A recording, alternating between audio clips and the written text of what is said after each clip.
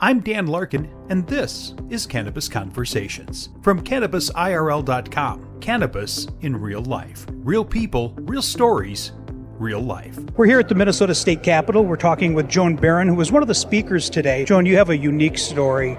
Maybe you could briefly explain why you are involved in this movement. Yeah. In 2001, I took a traumatic fall off my front step, and I damaged the main motor and sensory nerve of my pelvis, the pudendal nerve.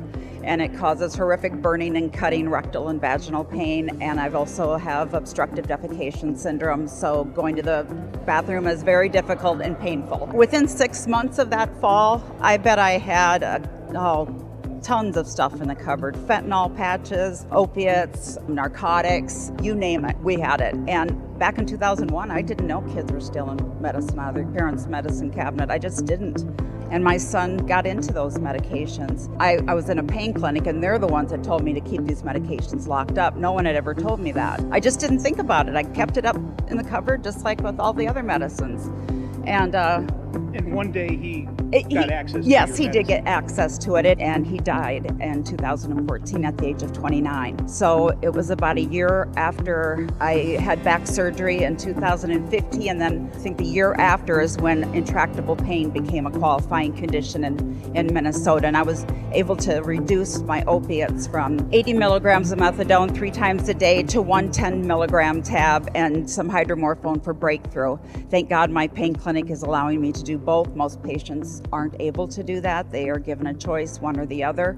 I feel so sorry for those patients, and I count my blessings every day that I'm able to do that.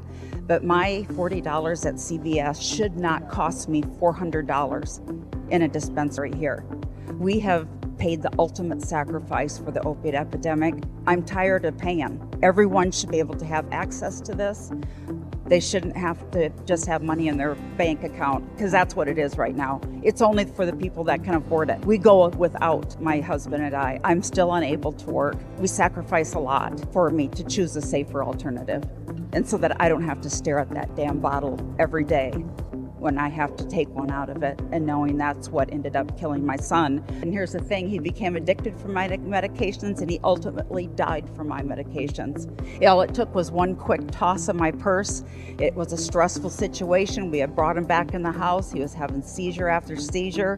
It was a really stressful time, and I just didn't think, I just forgot, because he hadn't been in the house. And he got into my methadone, and he put it in a spoon and injected it into a needle and put it in his arm, and he never came back up those steps again.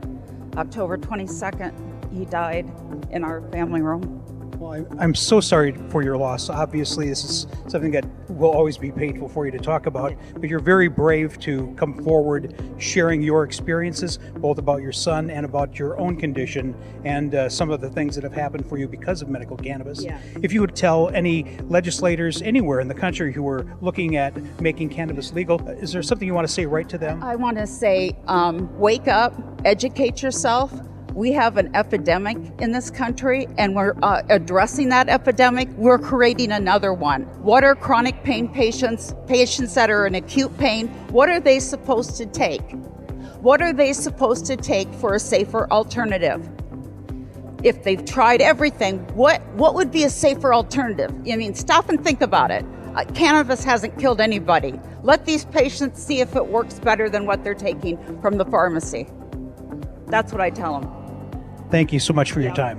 Thank you. Thank you. Really appreciate it. Yeah. Cannabis Conversations from Cannabis in Real Life. Learn more at CannabisIRL.com. Cannabis in real life. Real people, real stories, real life. I'm Dan Larkin. Thanks for joining me.